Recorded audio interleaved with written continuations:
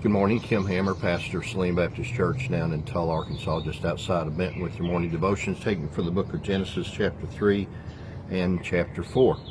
We're in the middle of listening in on the conversation between God and Moses, where God is telling Moses that he needs to go down to Egypt and lead the people out, Israelites, who had been there for hundreds of years now. And as they're having this discussion, one of the things that Moses is focusing on is just coming to an understanding of what his exact job duty is to go down to Egypt. And in verse 12 it said, "And God said, I will be with you, and this will be a sign for you, that it is I who have sent you. When you brought the people out of Egypt, you will worship God on this mountain."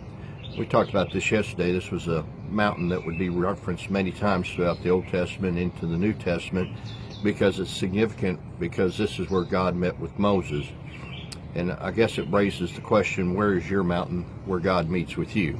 Or where is your mountain that God had that experience with you, that he talked to you and gave you clear understanding of what it is that you're supposed to do with your life? And if you haven't found that experience, that's the priority of the day, is to have that conversation with God, to be sure to know what it is that he wants you to do with your life. Now, you may say, well, God's not going to use me as significantly as he did Moses, because that was like a once-in-a-lifetime opportunity, so anything I do is going to pale in comparison to that.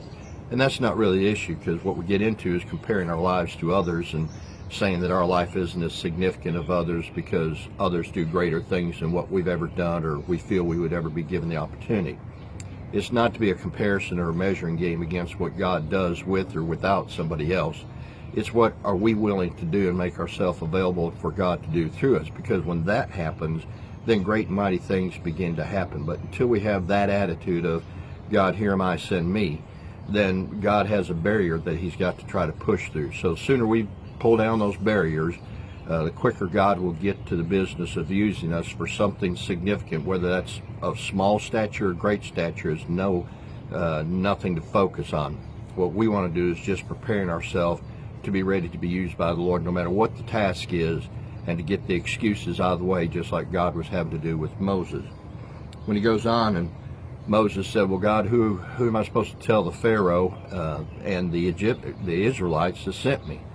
And it's kind of interesting to me, he didn't say God. He said, I am who I am has sent me. Why didn't he just say, well, tell them God sent you? Because he was God. Why not just say, God sent me? Why say, I am who I am sent me? A couple thoughts on that. Number one, there were a lot of gods in Egypt. So to say that God sent me was to kind of reduce God to the same level as the other gods. Not that that is in reality what it would have been, but in the eyes and in the minds of the Pharaoh, he would have said, just another god, put him on the stack. But when he said, I am who I am, that distinguished God from everybody else and made him unique in the situation. But the other thing it did was that not so much that he would be referred to as God, but he is going to be referred to throughout history as to what God did.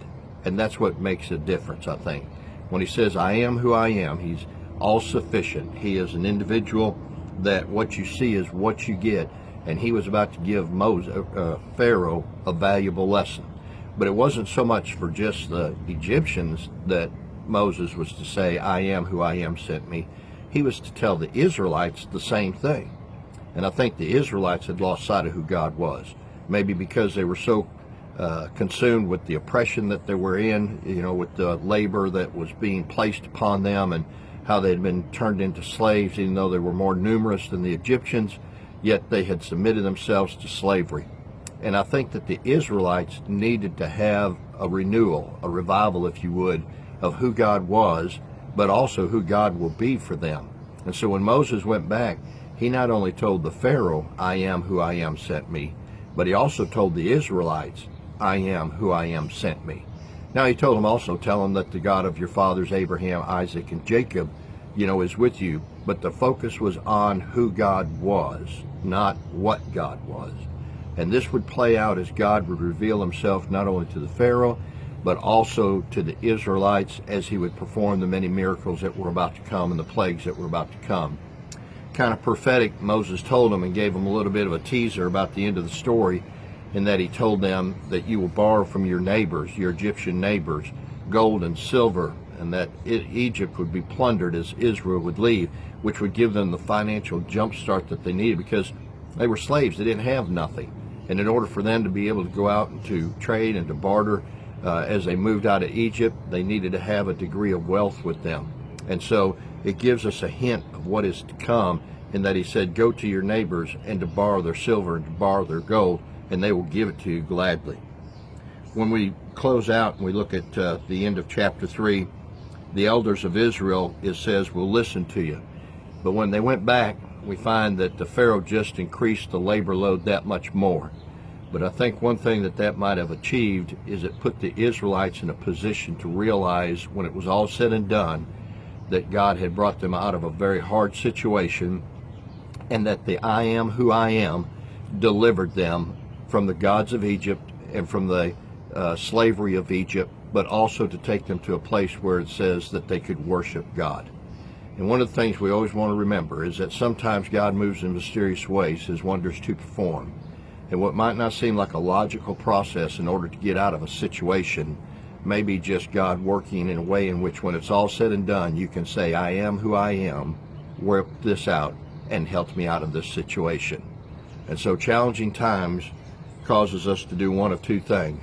Either we can buckle and just kind of give in to the situation and not do anything that would just get attention or get us noticed, and we do the most powerful thing, and that is go to the I am who I am, and we can pray and ask him to deliver us from this situation, and in his time he will, and he'll do it in a way that when it's all said and done, there'll be no doubt in anybody's mind which God, the God who said I am who I am, has done what he did.